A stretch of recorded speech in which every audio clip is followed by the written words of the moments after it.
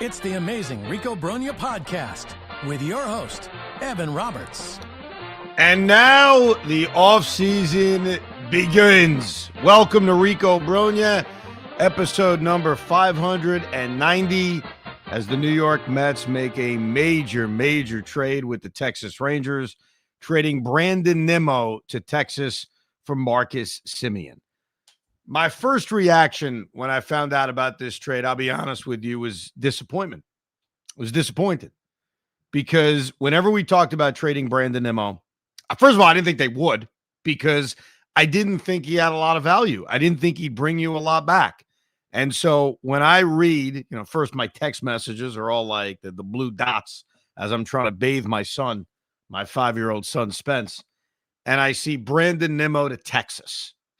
There was a slight second in which I hoped that the next line would be DeGrom is coming back, but I know better than that. But hearing and sensing that Brandon Nimmo was traded, my first reaction was disappointment. And then it was the excitement of, ooh, who's in the deal? What are we getting back? And obviously the answer is Marcus Semien. And it took me about a minute to realize that I cannot scream and yell and hate this trade, but I also can't go the other way, which I'm sure some of you have, which is, oh, yay, this is great. Why is it great? I mean, in the short term, in the shortest of terms, and we'll get to what this means and what they're going to do next, which is ultimately how we're going to define this trade. But in the shortest of terms, the Mets gained a few years of flexibility on a long-term contract. They got 2 years older. They got significantly better defensively at a position that features a lot of young players that could very well break through and become everyday contributors on this team, and they've created a hole in their outfield. So I've said a lot right there. There is some good and there is some bad. The bad is right now in 2026, if I'm projecting what Brandon Nimmo is going to be this upcoming year and what Marcus Semien is going to be this upcoming year, they've downgraded offensively. I don't really think you can dispute that. Over the last 2 seasons, Marcus Semien hasn't been as good of an offensive player as Brandon Nimmo. So in the short term, as we try to project what 2026 and 2027 looks like, they got worse offensively. Defensively, they got better in the infield. There's no doubt. Marcus Semien's a Gold Glove caliber second baseman. He was a very good shortstop, signed that deal with Texas a few years ago, that offseason, that spending spree. They were adding Corey Seager. They were adding Marcus Semien. They moved him to second base, and year in and year out, he is as good defensively at second base as anybody else. I am not ignoring that. I'm not throwing that away. That is certainly a plus in a trade like this. But my concern is, A, you've created a new hole in the outfield. So the logical next step, which I think every Met fan has done over the last few hours, is say, ooh, does this mean Kyle Tucker? Ooh, does this mean Cody Bellinger? My gut feeling, and look, my gut feeling was wrong about Brandon Nimmo to begin with. I didn't think they would trade him. I didn't think there was a lot of value in him. And by the way, I think I was half right because look what they got back. They traded a getting bad contract for a bad contract. Now, is it as bad? In terms of years, it isn't. But in terms of money over the next few years, it's worse. Because of the fact Semien makes $6.5 million more this year and next year. Actually, to be exact, I think it's $5.5 million more. So they've picked up $11 million over the next 2 years. Then they save $1.5 million, and then they save the final 2 years of Brandon's contract that's gone. Or that Semien's contract goes off the books and Nimmo's continue. So in the long term, they've created flexibility. In the short term, they haven't, which is why I cannot jump to the same conclusion a lot of my fellow Met fans are, which is, oh, it means Kyle Tucker. Oh, it means Cody Bellinger. Are you sure of that? You really think that? I don't think that. That doesn't jump out at me. Because if you're ignoring Pete Alonso and just saying they're going to replace Pete Alonso with one of those bats, which means you're replacing Pete and Brandon with this other big bat that you're dreaming about, okay, fine, because then the math would work.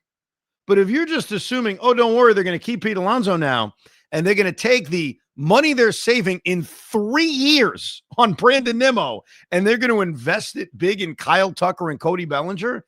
I'd love to be wrong. I don't see that. I don't think that's what they're going to do.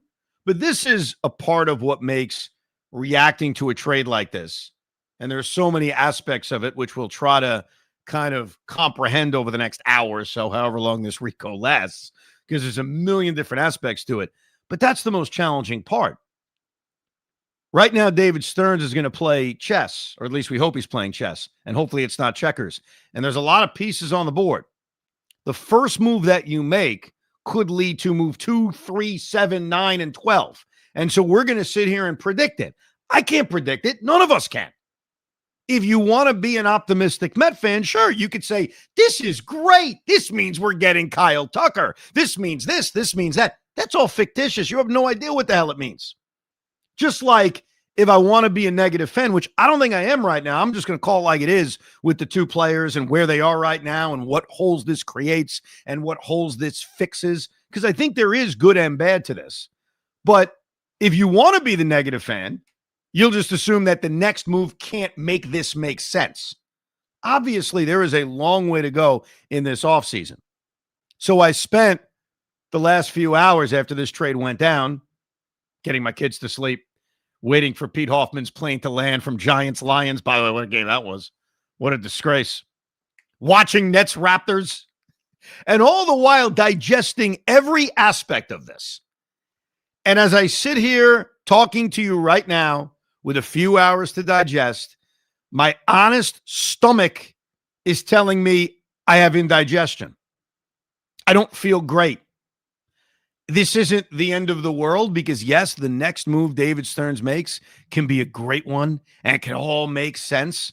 But as of right now, as we sit here and talk and have a nice dialogue about Brandon Nimmo for Marcus Semien, I don't feel great. And I think if you're out there right now and you do feel great, what you're choosing to do is you're choosing to believe that the next move is going to be great, which I hope you're right about. But you really don't know if that's the case. I am sitting here with uneasiness. The uneasiness that in the very short term, and that's all I'm talking about right now, we'll get to the longer term aspect of it, but in the shortest of short terms, here's what I know. And what I'm about to tell you is almost indisputable.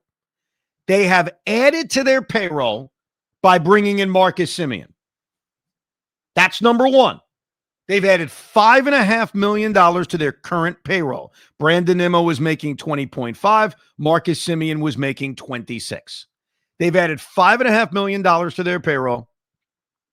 They have brought in a bat that offensively, indisputably, offensively, has been a worse player than the guy they just traded away.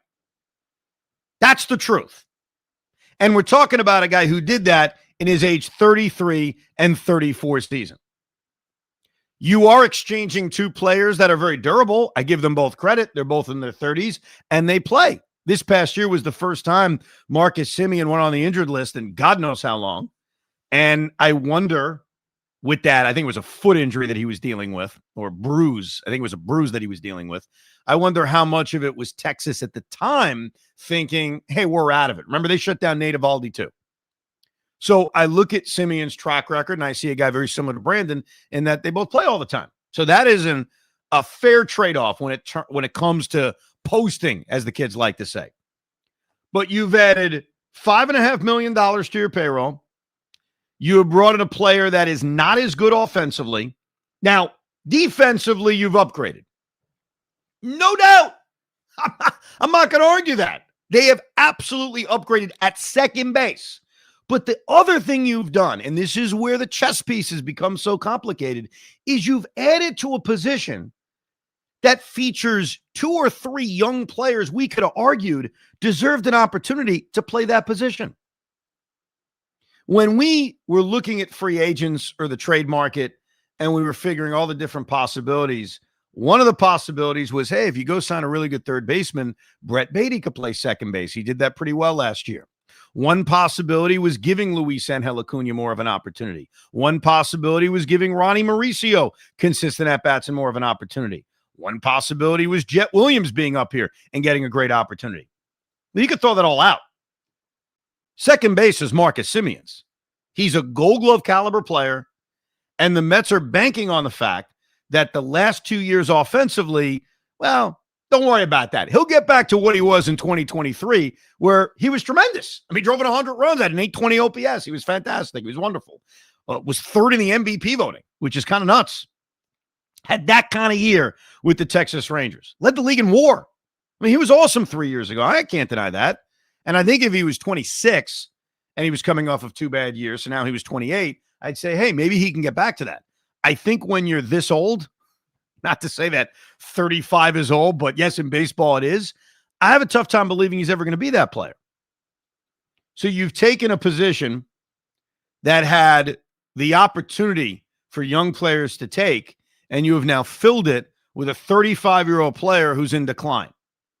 A 35-year-old player who's in decline, but is great defensively. I almost feel like I have to say that over and over again, because then people will scream, but he's great defensively.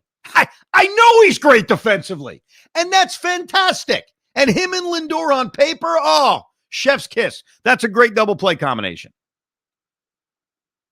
Not everything is about one thing entirely. He is also declining as an offensive player. He's also making $5.5 million more than Brandon Nimmo, which is why I asked the question to every single Met fan out there whose initial reaction is Cody Bellinger or Kyle Tucker. Again, if you want to tell me Pete's gone, and so they decide, you know what we're going to do? Got a great idea. We're not going to give Pete a long-term contract. We're going to get rid of Nimmo's long-term contract.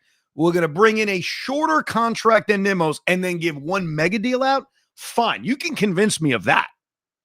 If that's what you want to convince me of, that Pete's gone and now they're going to use the freed money of Alonso and the shorter contract of Nimmo to go sign Kyle Tucker. I could buy that.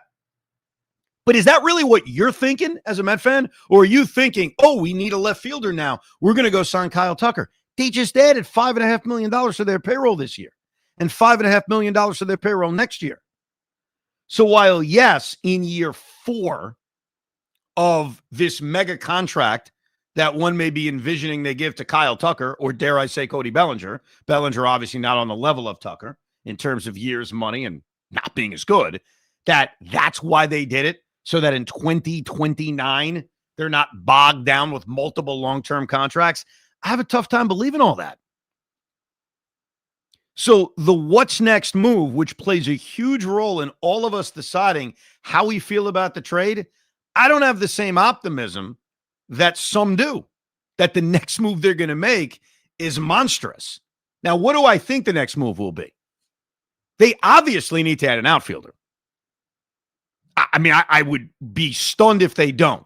Now, the level of outfielder is the real question, because reading about Carson Bench over the last year, one of the thoughts from scouts has been maybe he's better off as a corner outfielder. Maybe he actually doesn't end up as a center fielder for a long part of his career. Well, if that's the case, does this reopen talks with Chicago about Luis Robert Jr.? I think it's certainly possible.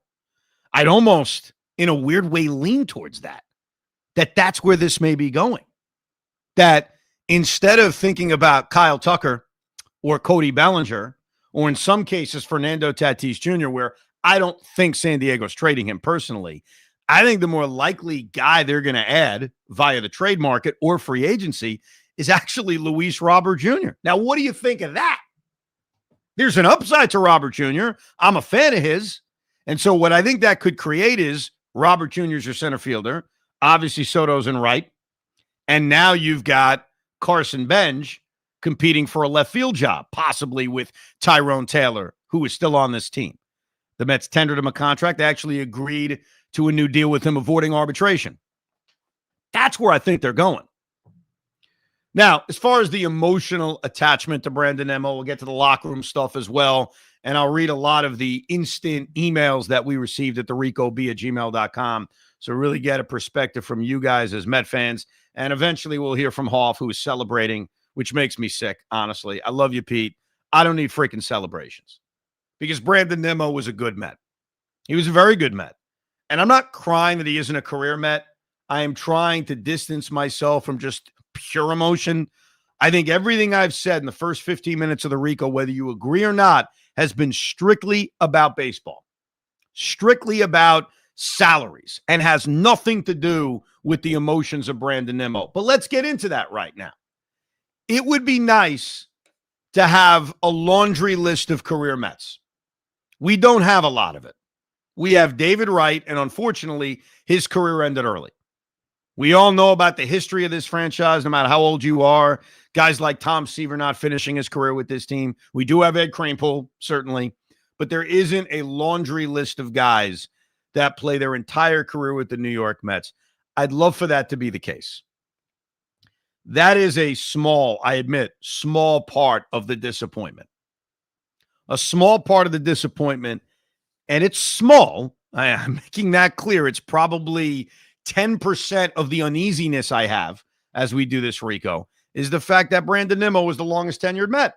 Brandon Nimmo was a guy we heard about for years. That was one of Sandy Alderson's first draft picks, first decisions, was drafting Brandon Nimmo. I'll never forget when we all got pissed off at Sandy Alderson for making a comment about Brandon Nimmo. Remember this one? When Giancarlo Stanton was available after the 2017 season and the Mets weren't interested, and Sandy says, why would we go after Stanton when we have Nimmo? which you may laugh at now, but at the time, we didn't find funny. At the time, we thought it was a really tone-deaf, will pony in kind of douchey move by Sandy Alderson to even say that. So we didn't love it at the time. But this is a guy who we have seen for a long, long time. We saw him develop from a player that initially I thought was going to be a fourth outfielder, a good bat off the bench, to a guy who really became a solid to really good Met. You know, one thing I've seen over the last few hours, whether it's in my Mets text chat or perusing social media, is how Brandon Nimmo never got the big hit. That's not true. Did he get the big hit in 2025 that could have changed our season? No, he didn't, but he certainly wasn't alone. Brandon Nimmo went out there for the 10 years as a New York Met, and what I really enjoyed about watching him was that we saw him get better. I like that with players. I think that's one of the enjoyments we get when you draft a young player and then you watch them get better. Like, signing free agents are cool, don't get me wrong. Bringing in the superstar like Mike Piazza or Juan Soto, it's awesome. But watching a player get better and better every single year, which we got to see from Brandon Nimmo, was great. It was also tremendous watching a player go from injury prone, can't get through a full season, to starting in 2022, playing basically every game. For the last 4 years, Brandon Nimmo has been Mr. Durable. And that's one of the things I'll miss about him. You know, the running to first base on walks, whatever. That's like, that was the extra lights you put on for Christmas. You know what I mean? Like, they're pretty. I don't need it. It's not necessary. Some people love it. I don't even know if that was the best analogy, by the way, but like, it was never obnoxious. I had Yankee fan friends who would text me, oh, it's so obnoxious when Brandon Nimmo runs to first base after he gets hit by a pitch. I never found it obnoxious.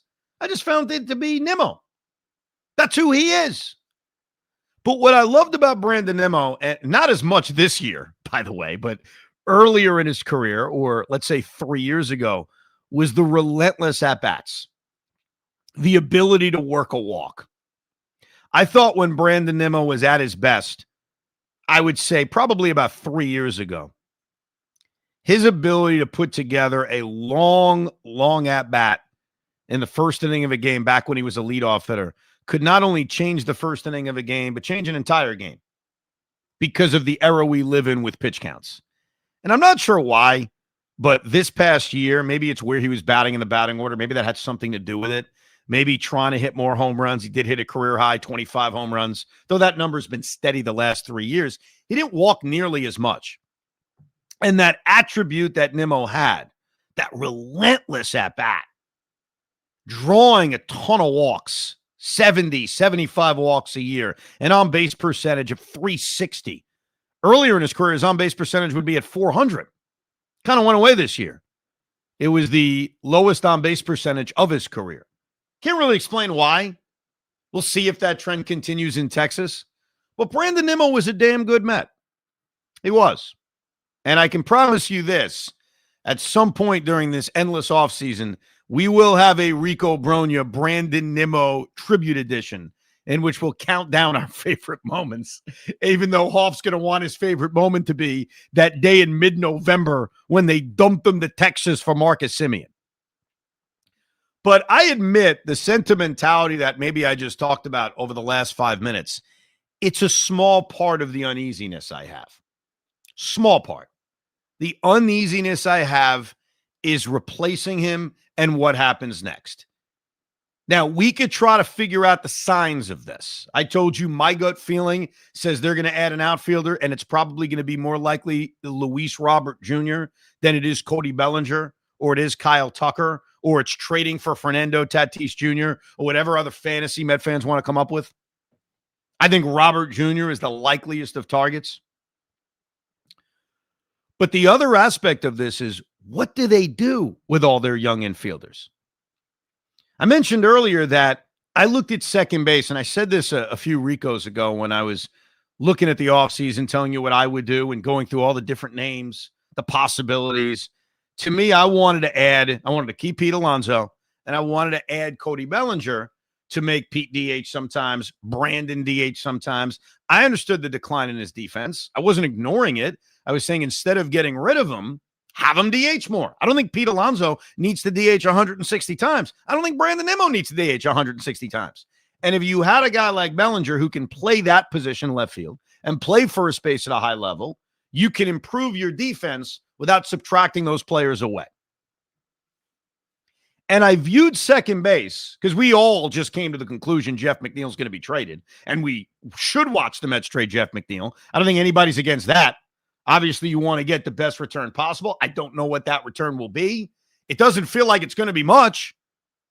But we all kind of were on the same page, trade Jeff McNeil. There's no world where Jeff McNeil is back. He's not going to be the left fielder replacing Brandon Nimmo. That ain't happening. His second base job is obviously gone. And I don't see a world in which he's platooning at first base in replacing Pete Alonso. That's out too.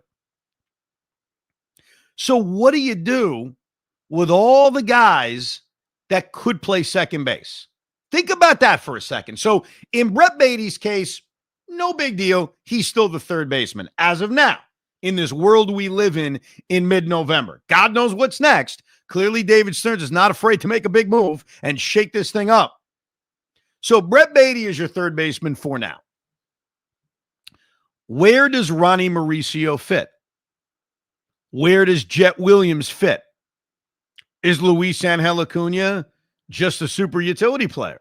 And by the way, as a super utility player in which you've got an everyday second baseman in Marcus Semien, who still runs pretty well despite being 35 years old. He's not exactly a major candidate to be pinch run for. Plus, he's a Gold Glove defender, so you're not taking him out for defense. So Luis Angel Acuna, barring injury, could forget about getting many innings at second base. So where does that utility role find itself? Protection in case Lindor gets hurt? Well, Lindor plays every single day. Acuna can play third base. We've seen him play third base, but he doesn't have the size to ever do it on any kind of permanent basis. So is Luis Angel Acuna now a guy they will definitely trade? Is Ronnie Mauricio a guy they definitely trade, unless they trade Brett Beatty, which opens up third base for Mauricio? And then you look at a guy like Jet Williams. Now, the conclusion one can jump to is great. This gives them more wiggle room to use a Jet Williams in a trade for Tarek Skubal. I think he was already going to be in a deal for Tarek Skubal. But yes, if Jet Williams is moved in a deal for Tarek Skubal, obviously he wouldn't be the only one. He'd be one of many moved in a trade like that. We understand. Oh, well, there's Marcus Semien to play second base every single day, at least for the next few years. I mean, he's 35 years old. I don't know how long he's going to do it. But what's encouraging about Semien is that his defense has shown no signs of regression. That even as he gets older and even as his bat starts to go in the wrong direction, his defense is still at a very high level. But where does it leave these young players? Where does it leave Mauricio and Acuna and Jet Williams, that is a major question.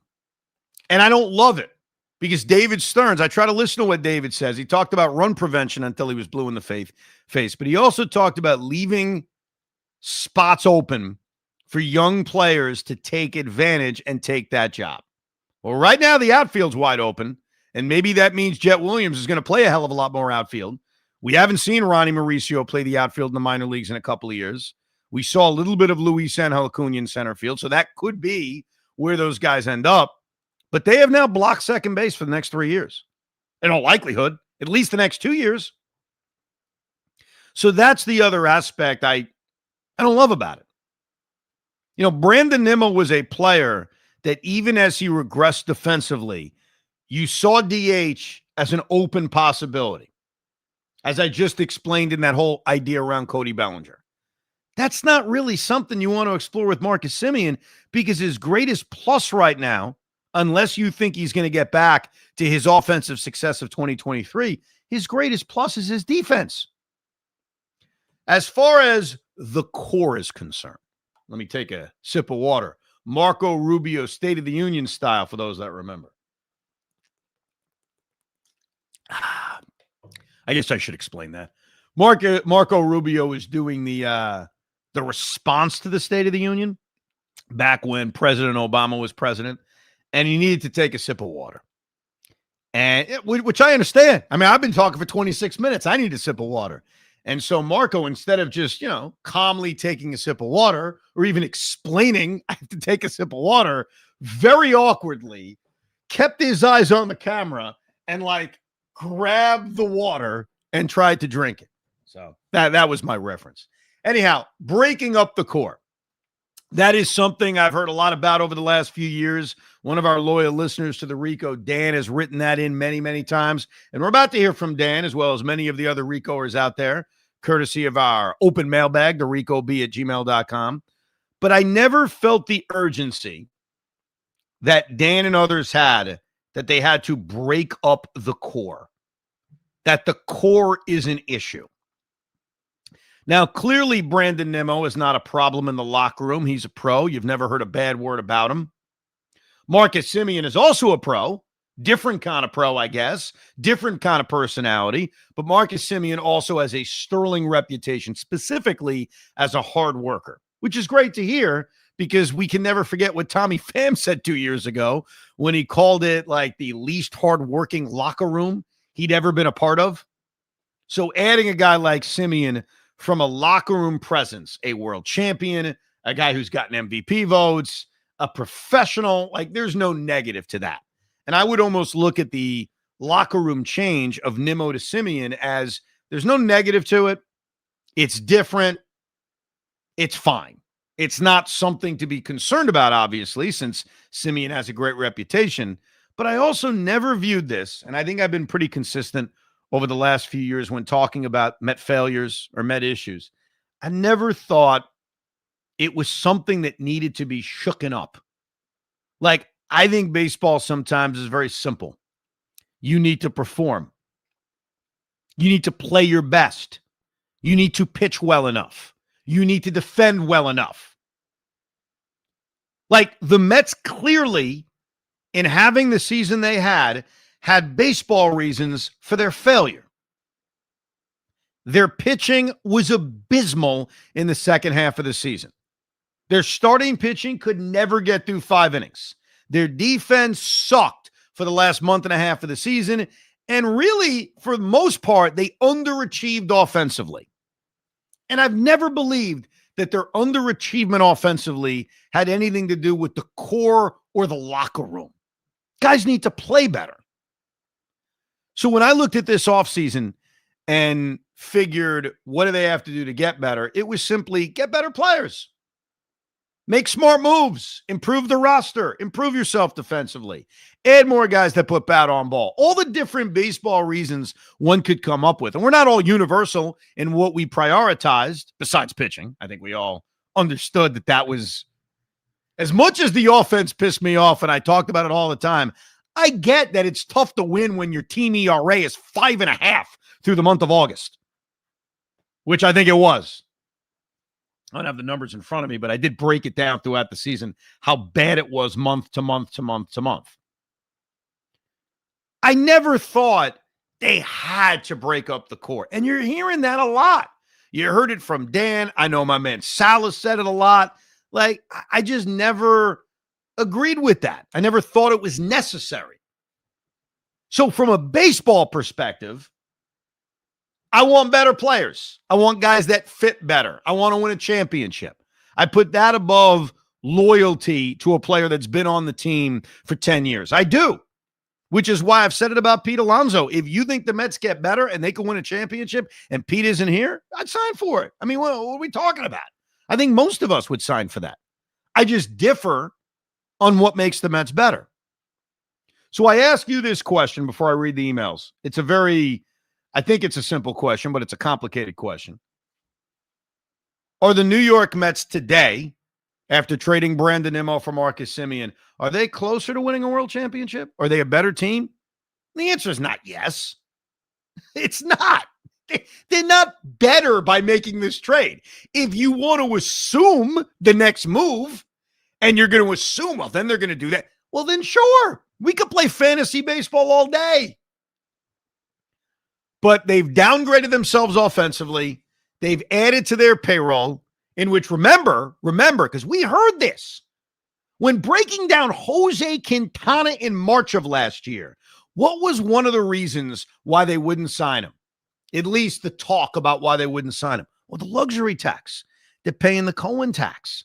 So every dollar they spend, think about the tax they have to pay. They just added $5.5 million by bringing in a player who's older and declining at a faster rate than the guy they traded away. So again, I'm not telling you this will be the worst trade ever.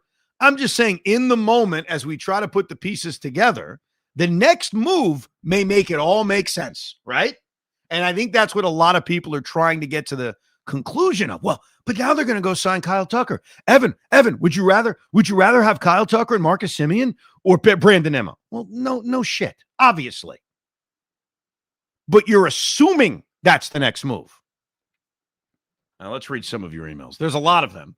So I will try to get to a lot of them. I will try to get to as many of them as I can. All right. Ed Flood writes, so do we think it's more likely Stearns risks a prospect or we sign a difference maker to play left field?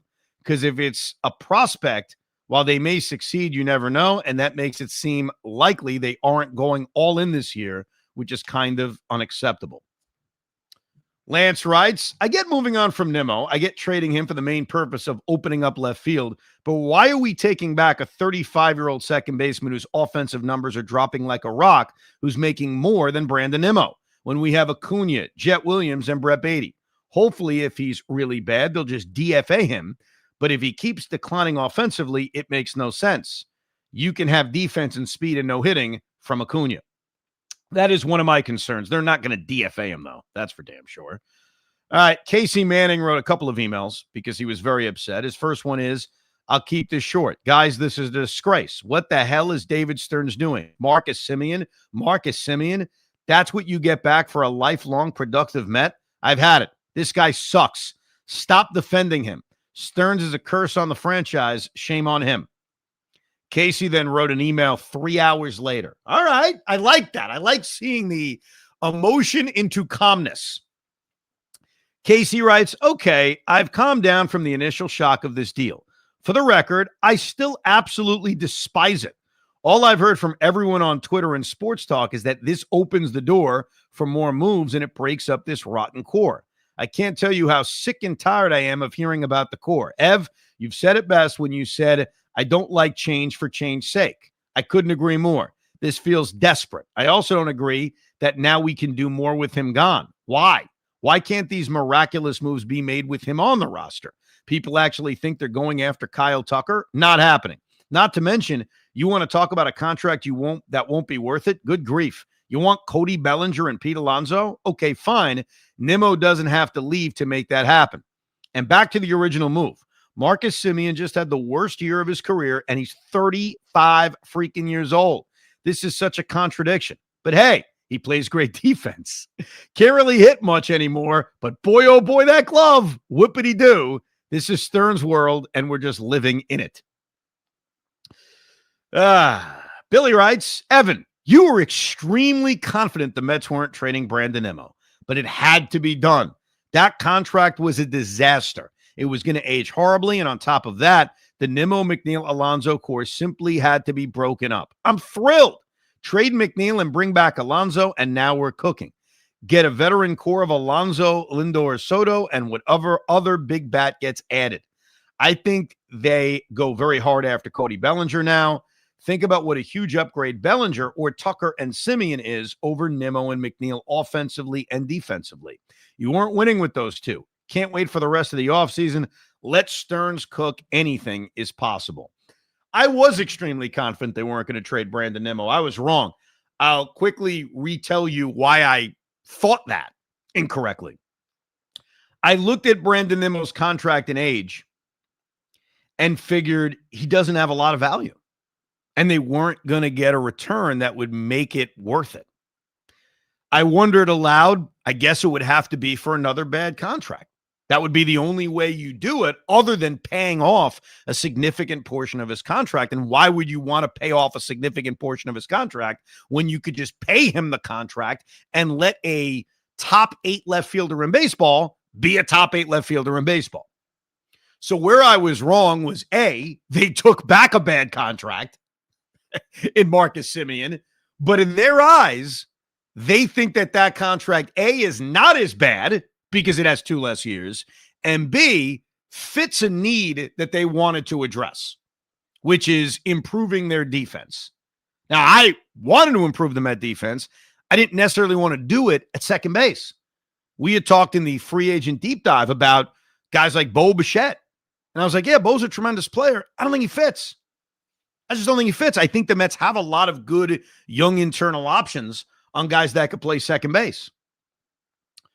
So that's why I was wrong. But one thing I've learned about being confident that my favorite team won't trade a player, I'm really bad at that. Because whether it was lecturing Tommy and Knicks fans that they will never get Mikal Bridges from the Brooklyn Nets, or telling Met fans a few weeks ago they won't trade Brandon Nimmo, yeah, I guess I have a bad track record with that. I have to admit. Brian writes, would you rather? First of all, congratulations to Pete Hoffman on getting Brandon Nimmo off the team. But more importantly, if the Mets are gearing up for a major trade with their prospects, who would you rather use the capital on? Tarek Skubal or Fernando Tatis? I think because the Padres announced that they're selling their team, it is convenient to look at them and say, oh, they must be trading all their players off. I don't see why they're trading Fernando Tatis Jr. If they don't believe in the player or they're worried because of the PED stuff from a few years ago, don't you think ownership would allow the next owner to make that decision as opposed to them? If anything, I would assume San Diego would be looking to trade horrific contracts like Manny Machado and Xander Bogaerts. But I'll answer the question because the question was asked. Who would I rather trade for? The answer is Tatis Jr. because he signed long-term. He's in his prime emerging superstar, if he isn't a superstar already, which he is. And Skubal, while I'd love to have him, is a free agent at the end of the year. So I could end up with both. Eric from Connecticut writes, first time, long time. Someone needs to explain what the heck we're doing with Mauricio, Beatty, Acuna, and Williams. 2 scenarios, I guess. Bring back Alonso. It's Lindor, Semien, and Vientos at third. Don't bring Pete back. Lindor, Semien, Vientos at first. And then who at third base? Do you platoon Beatty and Mauricio and keep Acuna on the bench? Why go out and get another middle infielder? Also, does this mean Jet Williams goes to center? Possibly Benj comes up to play left? Or are we going all out signing Tucker and trading for Skubal? Ha ha!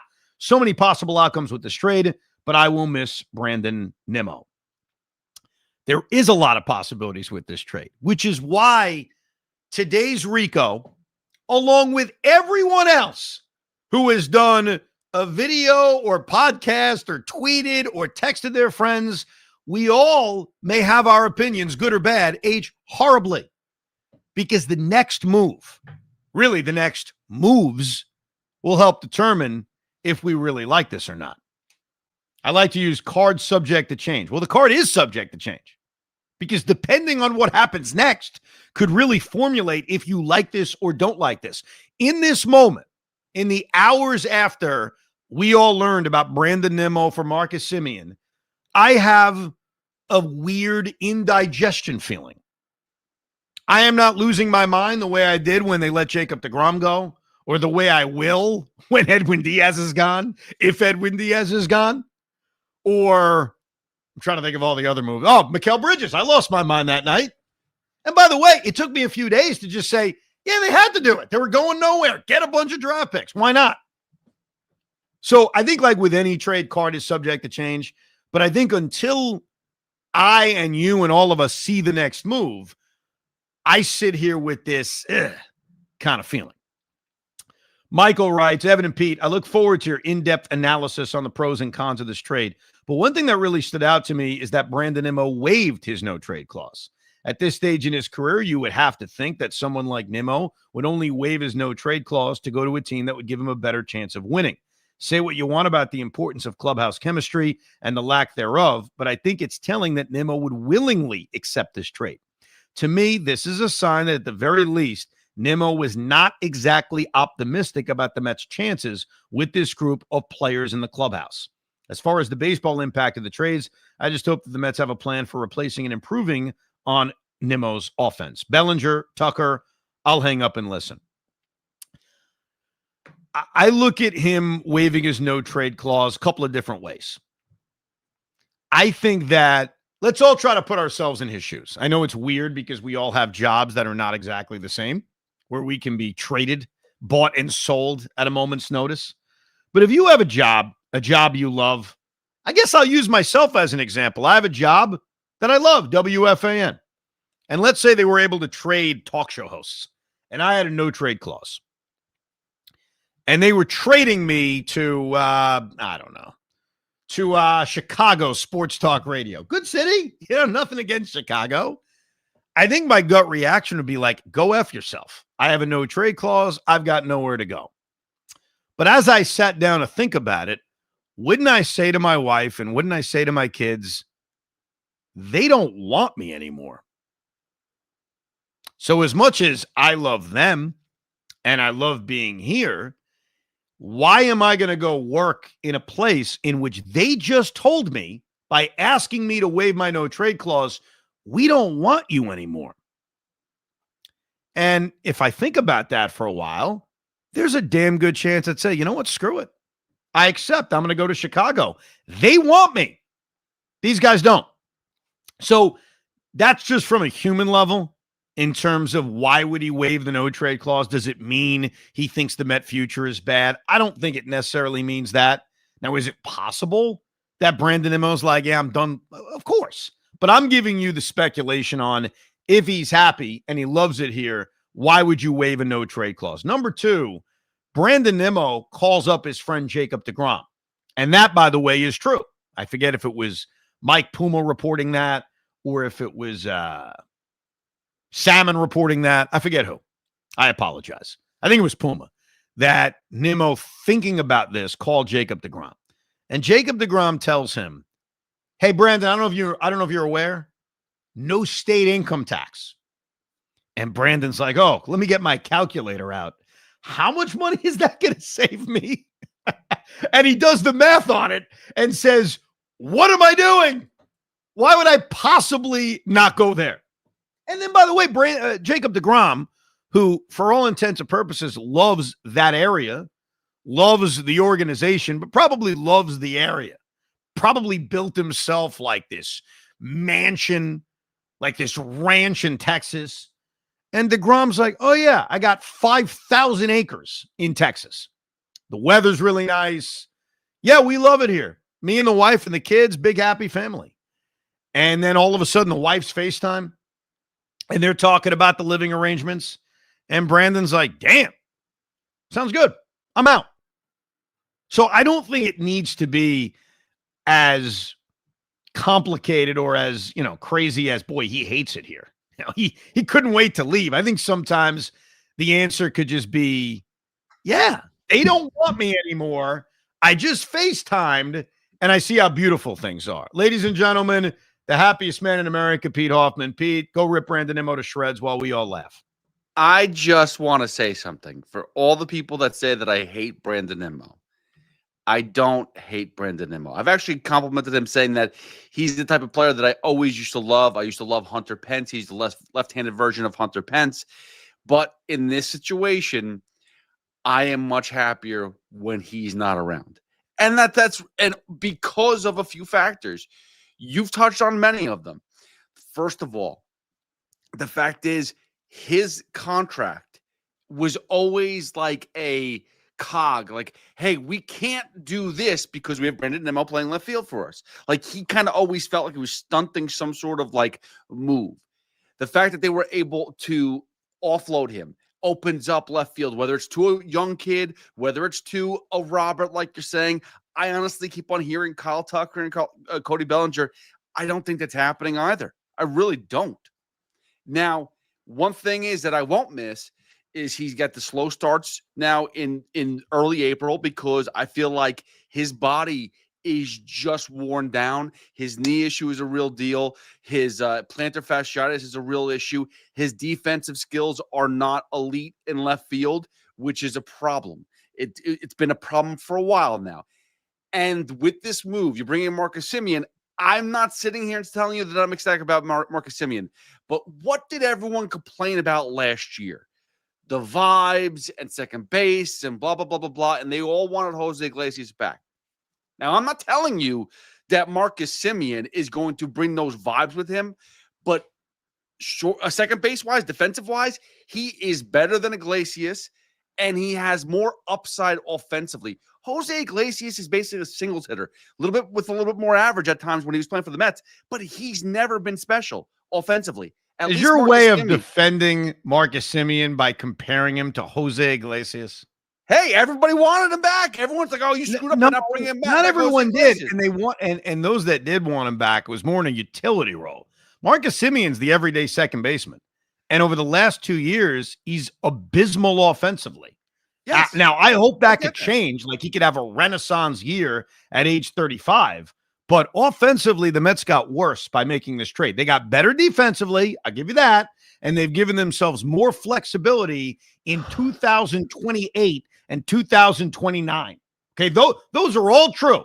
They've got more flexibility for whoever the next president of the United States is. That's how long from now that is. Not that person's impacting Met decisions, but you know what I'm saying. I'm trying to show you how far away that is. So I get it. Yeah, but what about now? What about the moment? Well, so again, like, I'm happy because with him gone, Marcus Semien taking over second base, McNeil is basically a lock to be gone. As you said, like, they're not putting McNeil in left field now. It's not happening. No, he's not going to be on this team.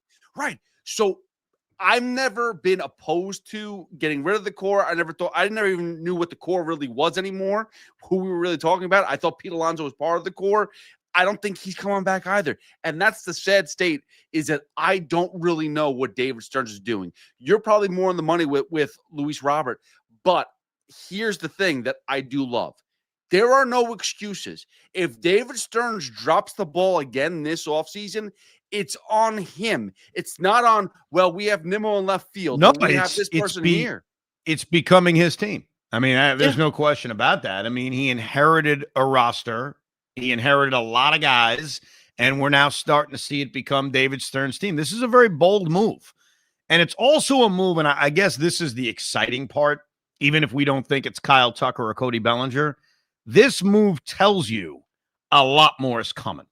Now, that doesn't mean it's a lot more good or a lot more big-ticket items, but a lot more is coming. That he is definitely shaking up this team a lot when the first move you make is listening on Brandon Nimmo and trading him for Marcus Semien. That's for sure.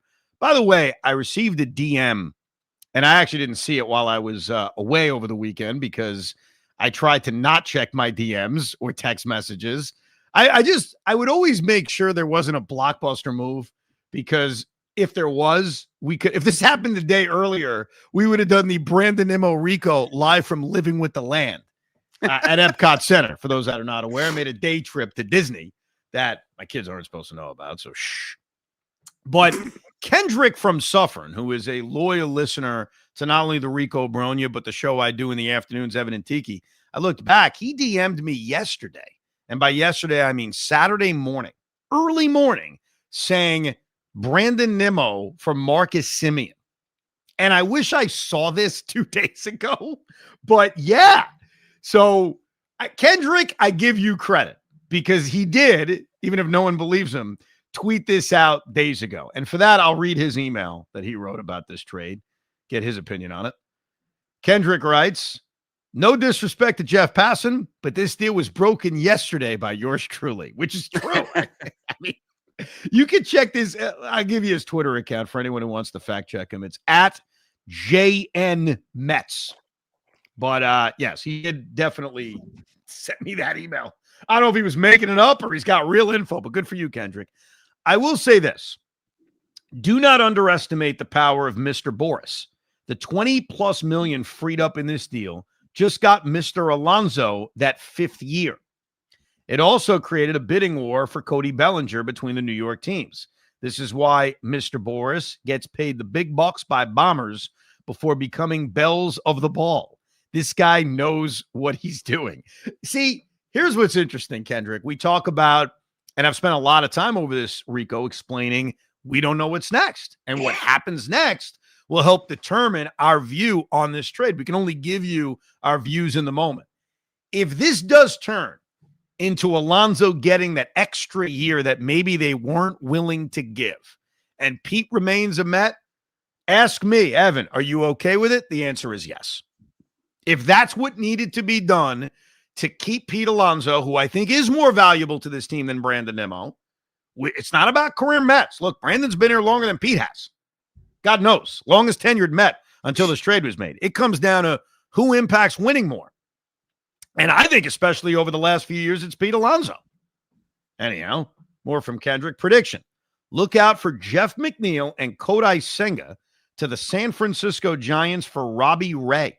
Okay. Look out for Joe Ryan in a trade for Jet Williams, Brandon Sproat, and Mark Vientos. Hope you enjoyed Epcot and was able to see the Magic beat the Knicks. Magic did beat the Knicks. That is true. Let's go to Dan. Dan is a loyal Rico listener, has been a big proponent of breaking up the core for a while. His initial reaction was, I don't know how the hell he pulled this off, but oh my God, this may be the best trade this franchise has made since Cespedes. All I have to say to Hoff is, and it's a gif of Kevin Garnett screaming, anything is possible. Hey, listen, all I will tell you this much about this whole trade is now I don't have to hear about the rumors anymore of Ketel Marte, because those were starting to they weren't even rumors. They were false narratives by people on social media, which, again, this is the bad thing about this time of the year. Everyone's given their opinion, and they're pulling it from the bottom of their foot. They have no idea where this information is coming. There's no information. They want Ketel Marte. Here's a good package I created. Well, guess what? Ketel Marte was never coming here anyway, and now Marcus Semien is there, so it's definitely not happening. Well, from a baseball player's perspective, I would like Ketel Marte more than Marcus Semien, if we're being honest. Of course, and geez, I love Tariq Skubal, and we'd like to go down the laundry list of people we'd prefer. Dan follows up that celebration email with, anyone who's upset at getting a world champion for a guy who complains about not making all-star teams and how tough it is to hit the cold weather needs to reassess how they view this team. This move is one to changing the culture here that, as much as everyone doesn't want to admit it, has been about losing more often than not. Trivia question. How many teams has Brandon Nimmo been a part of that finished over 500 since he's been a full-time player? I'll hang up and listen. No. I love you, Dan. I think that is so unfair. Honestly, it really is. It's baseball. He's one of 26. You really think that we're going to put that on him now? Jason writes, if Fernando Tatis is available, does he not make the most sense now? Tatis fits the Stearns bill. Gold Glove defense, can move Soto to left field. You have the prospects and the wallet to make the move. If he's available. We are fictitiously making him available. And maybe I'm trying to be wrong again. Like I said, Nimmo won't be traded. But honestly, there's no evidence that Fernando Tatis Jr. is available. Michael writes, that's it. Said, go get Tucker and go get Belly and bring back Alonso. Evan, also, I think your source was right. The Mets probably did discuss Mike Trout for Brandon Nimmo. But I'm going to channel Craig Carton. Stearns, you bleeper, go get Tucker. I guess it would have sounded better if I actually said the F word, but I'm choosing not to. It's a family program. I think that the Mike Trout thing, for those that are not aware, I got an email from the Rico B account from a loyal listener who said, look, I've heard, I don't even know if it was true. I heard Brandon Nimmo for Mike Trout's being discussed. And I had fun with it on the air, admitting, I don't know if this is true. Usually I don't take emails or DMs that are sent to me as trade rumors and like validify it. So I admitted, I don't know if it's true, but this is what this guy told me. And he's kind of right. Like Trout for Nimmo was like a higher end version of Marcus Semien for Nimmo, right? Take on a bad contract, a contract that may be worse, but help yourself in a different area. Though Trout really wouldn't help them. I mean, he's pretty much a DH at this point. He also never stays healthy. So that deal wouldn't have made sense. Mike writes, I feel like trading Brandon Nimmo indicates that Pete Alonso won't be re-signed and McNeil will be out of here soon. It's like a changing of the guard. I don't see that at all. I think what he showed you, and if you want to connect this to Pete Alonso, I guess you can. I think what David Stearns just showed you is he's going to take sentimentality and he's going to throw it out. It doesn't mean anything. Doesn't mean anything. I remember having a conversation. I apologize for another Nets reference, but it will make sense when I explain it. I was talking to Sean Marks years ago when he first got the job. So kind of similar to David Stearns in a way. And it was sort of off the record, but at this point, who gives a crap? And I said, how do you view a guy like Brook Lopez? You know, he's going to set every record for the franchise's history. You're not going anywhere. Like, how much does sentimentality play a role? And I thought he broke it down fair. He said, it's not the end-all, be-all because I'm here to win, but it's a factor. And so it's like a percentage that you have to decide when making that ultimate decision. Now, ultimately, he traded Brook Lopez. And he probably did it like weeks after we had this discussion. But I don't think he was lying to me. I think there was that trade was on the table at the time. For those that care, D'Angelo Russell was coming back. And I think he viewed it and said, okay, is this worth what I'm giving up in sentimentality for what I'm bringing in potential for this team in the future? And ultimately decided it is worth it. Screw sentimentality. So I think in the case of David Stearns, he looks at Nimmo and looks at Alonso and maybe says, yeah, there's about 5% that impacts it. But if it makes my team better, or I don't like and want to give out that contract, that 5% or 10% or whatever that number is, isn't going to be enough to change my mind. So I think that Pete Alonso still has a chance of coming back, but it's probably coming down to the same things David Stearns viewed 5 days ago, which is how many years and how much money per year. But what he showed you in trading Brandon Nimmo is at the end of the day, he's going to do what he thinks is best, and he's going to take the sentimentality and he's going to throw it out the freaking window. Because Brandon Nimmo brought sentimentality to Met fans. He's the longest tenured Met. He had a chance if he finished his career here to actually have his number 9 retired, right? That was a possibility. Speaking of which, before the Nimmo trade went down, we always do Sunday night download Monday morning Rico Brogna's, and we were going to talk about Adam Ottavino and a lot of the comments that he made on his brand new YouTube show, Coffee and Baseball, Baseball and Coffee, Coffee and Baseball, one of those names. And he said something about Brandon Nimmo. Do you have that caught? Because I'd like to listen to it now. But basically, Adam Ottavino was doing a whole breakdown of the National League East. He talked about the Mets for a while, made some comments about Carlos Mendoza, which we will get into. I have a very strong opinion about what he said. But he also talked about Brandon Nimmo and how proud of a Met Brandon Nimmo was. Hold on a second. I don't know if I got and it. How, if you don't have it, I have it on my phone. I could always play it. But how proud of a Met Brandon Nimmo was. and how Brandon loved being a Met. But one thing Adam brought up, and we brought this up too, so he was not the first to bring it up, was how Brandon said something in spring training that made you believe it wasn't all Lindor's got to be the captain. And I remember when we talked about Lindor as the captain, we did bring this up, that Brandon made a comment about how, well, everybody's a captain. And I almost took it as it would be a slight on Nimmo for Lindor to be named the captain, because why not Brandon Nimmo? He's been there since 2016. He's captain-like. So here's the cut of Adam Ottavino talking about Brandon Nimmo's his proudness, his pride of being a New York Met. Take a listen. Brandon's a very proud player. Brandon got pissed when they did like a Yankees-Mets team a couple years ago, and Andy Martino had Verdugo as the left fielder and not Nimmo. Like, I saw Nimmo go at Andy Martino in the hallway about that, and I was like, damn, like, you read the paper like that? Like, you care about what the talking heads say that much? Like, that's surprising to me. Also, I don't think he liked all the talk about Lindor being the captain, just based on one of the articles I read. Now, I don't know any of that inside. Nimmo's a very gentle, nice, great human being, but I think he's a little proud of a player. And so I think he also likes potentially being a Met for life. I think there's a world in which Nimmo could have a couple more great years and get himself way up on the Met leaderboard. You might start to think about his number getting up there in the rafters. That's how long he's been a Met. So to me, it's going to be hard to convince him to go. I think he's going to want to stay unless he feels super disrespected, and then he'd probably go to some place he's comfortable. But this is an eggshell situation. It's an eggshell situation. Stearns is not the best at communicating. So I would love to be a fly on a wall for this conversation. That would be so exciting to me. But I don't know what's going to happen. Well, there's a lot there.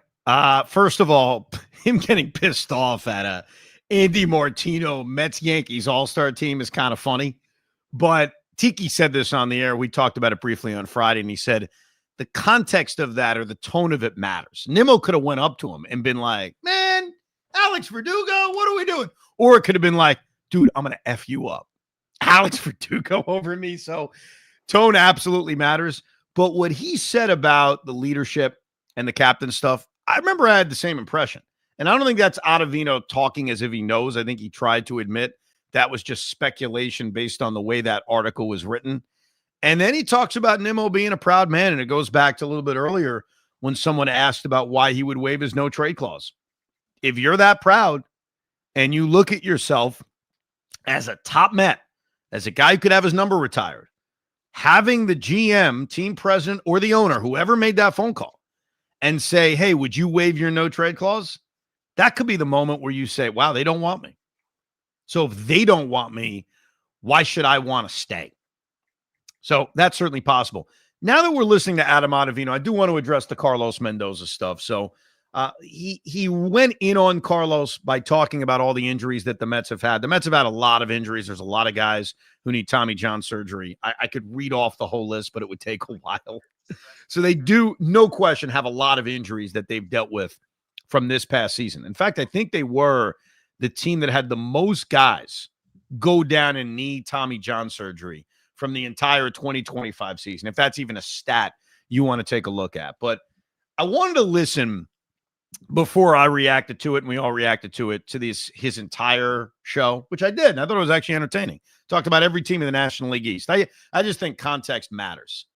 So he was talking about bullpen management and really what the Mets should do during the offseason. And you have it. Here he is. I got the injury Adam stuff. Ottavino getting emotional and going to town on Carlos Mendoza. Manager. I think he's a really good under distress manager. I think he has no idea what he's doing when it comes to bullpen guys and how to keep them healthy or even really how to care about them at all. There's no communication there. There's no feel there. There's no bedside manner when guys get hurt. I'm going to stop there before I get too fired up. But honestly, they could do so much better than this, and they need to do better. So I'm not going to sugarcoat that too much. They could not be injuring this many pitchers, especially relief pitchers. There's no excuse for it. Spread it around a little bit in the first half, and then maybe you won't blow through all your guys and have a total nosedive in the second half when nobody can get to any outs, and you're relying on a whole bunch of pitchers that you didn't want on the staff in the first place. So don't get me started. I guess I already started. Yeah, you already started. I was very surprised by this because I don't know how many people remember this. But early in the season of 2025, I spent a lot of time on some of these Ricos marveling how Carlos Mendoza meticulously kept pitchers from pitching on back-to-back days. Like it would happen, but it would be rare. And how many times guys would ever pitch on back-to-back-to-back days? It would be rare. I thought that considering even when the Mets starting pitching was doing well early in the season, they weren't getting a lot of innings. Like even when their team ERA was the best in Major League Baseball, they weren't getting 7 innings routinely out of their starters. They were still needing a lot out of their bullpen. And I thought Mendy did an incredible job of really balancing between using his top line relievers over and over again. Here's where I think Adam Ottavino has a point, because he doesn't have it for the most part on a lot of his arms, on a lot of the top arms. I think when it came to the Syracuse shuttle, and the guys that we didn't care about, I hate to say that, I think that the Mets were just like, who cares? It doesn't matter. And I think we felt that way too. I think we would sit here and say, well, who cares about Chris Davinsky? You know, not that he got hurt, but who cares about this guy? Who cares about Brandon Waddell? Who cares about Justin Hagenman? Which on my end and your end, sure, I guess we're being insensitive. They're all major leaguers. They're all humans. They don't want to get hurt. Injury will cost them a heck of a lot more than the guys making millions of dollars. So I think for the lower end guys, for the DFA candidates, which remember Adam Ottavino was a year earlier, the year that Carlos Mendoza managed him, I could see that being more of a point. But with the top end guys, I didn't see that at all. And also, when you are getting nothing from your starting pitchers in the second half of the year, other than magic, other than Carlos Mendoza performing magic, where 9-inning games are now 6-inning games, or even when your starter only goes 3, somehow he magically went 6. How are you supposed to keep your bullpen fresh? It's like impossible. Now, is there a problem in Major League Baseball where teams like the Mets and others don't value the health of their shuttle pitchers, as I like to say, the guys who are DFA candidates? Probably. It's probably a real thing. They don't care. They're being cold-blooded. We don't care. We need to steal a few innings. Go pitch. How many times did a guy come up, pitch 3 innings out of the bullpen and get DFA'd the next day? A lot. How many times did we even know how much they pitched in AAA the day before they got called up? We didn't know because we didn't care. So that may be the bigger issue, the handling of the non-top end guys, but the data doesn't back up Adam Ottavino's point. And so I'm not going to kill the guy, because I think you can tell that was genuine. That was not someone looking to get attention for his YouTube show. That is not the case at all.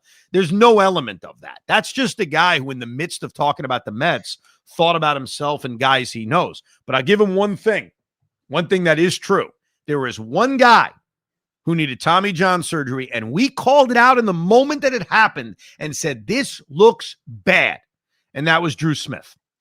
The Drew Smith debacle from 2004 in Chicago, 2024 in Chicago, that looks suspicious as hell. He complained of injury. I think he was holding his elbow, and he stayed in the game.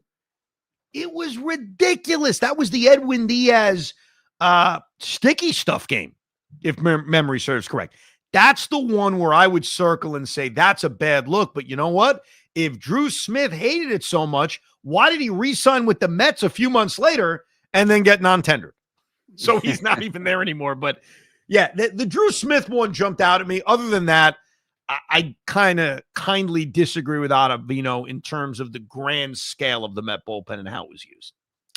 Listen, you've talked about it, and we've talked about it many times, that the bullpen is just one of those things where David Stearns special. Like, he does that Syracuse shuttle, like you said. And I actually went back and I reposted some of the clips from when he spoke at the press conference at the GM meetings, where he talked about that David Stearns was discussing the injuries, and it's a baseball issue. It's not a Mets issue. It is a baseball issue, when people were asking about the injuries in the bullpen and whatnot. So this is like Ottavino this is something that he's been feeling for a while, but Stearns addressed this too. And I'm not saying that he's correct. Maybe he does have to look into it a little bit more about how he works that shuttle. But the reality is he does think this is a bigger issue, not just the Mets. Yeah. No, I mean, but it's a Met issue when you don't get innings from your starters. Well, and you're forced to have to use your bullpen as much as they used their bullpen. There were a few other things from Adam Ottavino, but we'll get to it out later, Rico. One other point I wanted to bring up was Edwin Diaz. Will Salmon, in his article about the trade of Brandon Nimmo for Marcus Semien, brings up that right now contract length is the sticking point in the talks between Edwin Diaz and the Mets. Edwin wants that 5-year deal that the Mets gave him in November of 2022. He wants that again, and the Mets want to give him less. So where does that end up? Does that end up with maybe a 3 or 4 year deal where there's vesting options that can make it a 5-year deal? Or does it end with Edwin Diaz leaving? Because I am afraid that someone will give him that 5-year deal. He's the best closer in baseball. And I think if you believe that in 3 of those 5 years he's going to remain the best closer in baseball, you'll still give him that contract. Because if 60% of that deal can work with him being the best closer in baseball, I think you say, yes, please. And if anything, and this is where I go back to the start of this Rico Brogna, where it's all about what's next. If clearing the last 2 years of Brandon Nimmo's deal, for whatever reason, makes it likelier that they keep Diaz and they keep Pete Alonso, then let's go. Then it makes the deal that right now I have indigestion about, because I don't think the Mets are better today than they were yesterday. That makes it a little bit better, if that's what it leads to. And that's going to be the questions for the next few weeks and months that David Stearns needs to answer. I'd like to get 3 bullet points if possible. Just to clarify, you talked about Nimmo talking to DeGrom. That was Puma that had it. Yes. Puma also had that. I think it was last year or some point in time recently. Brandon Nimmo was excited and thinking he was going to break the record for most games played as a Met, but then the realization hit that postseason games didn't count and realized he wouldn't actually make it with this contract, according to Puma. So maybe that's part of like him having that philosophy of, I'm not going to be as significant as I wanted to be. So maybe just head on out of here. Plus, Buster Olney had a comment about, we talked about it with Ottavino, that Nimmo wanted to be a captain, or at least didn't like the fact that Lindor was potentially going to be a captain. Olney put out a tweet a few hours ago saying this opens the door now for Lindor being a captain. I mean, and so let's That is so stupid. Yeah. Well, guess what? You know who else doesn't want Lindor to be the captain? Juan Soto. Because every time he talks about how Starling Marte is the real captain of the team. Look, if naming Francisco Lindor captain causes any kind of issues, then don't name him captain. It's not that important. It's not that big of a freaking deal. It's a symbolic thing. And 2 years ago, or a year and a half ago, however you want to define it, in 2024, when the Mets got to the 6th game of the NLCS, great, name him captain. When they crapped the bed and collapsed and played like a horrible baseball team for the second half of the season last year, who wants to be the captain of Titanic? So the captain conversation, spare me. I don't need to hear it anymore. Go get players. And now it's on David Stearns. You made this move. This is your first big move of the offseason. As Bill Goldberg used to say, who's next? Who's next in terms of trading away, whether it's Jeff McNeil or Kodai Senga, but more importantly, who's next in terms of what you're bringing in? Because as much as you say to your friends at the water cooler on Monday or Tuesday, I love this trade because it means Kyle Tucker, you have no idea. And even for guys like me who don't love the trade in the moment, I also don't know what's happening next. So it is all about what's next. We appreciate you listening. Continue to send the emails and we'll try to have more responses at thericob@gmail.com.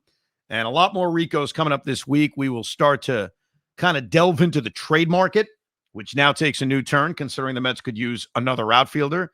So we'll jump into the starting pitching trade market as well as the position player trade market and some of the other interesting things that Adam Ottavino had to say.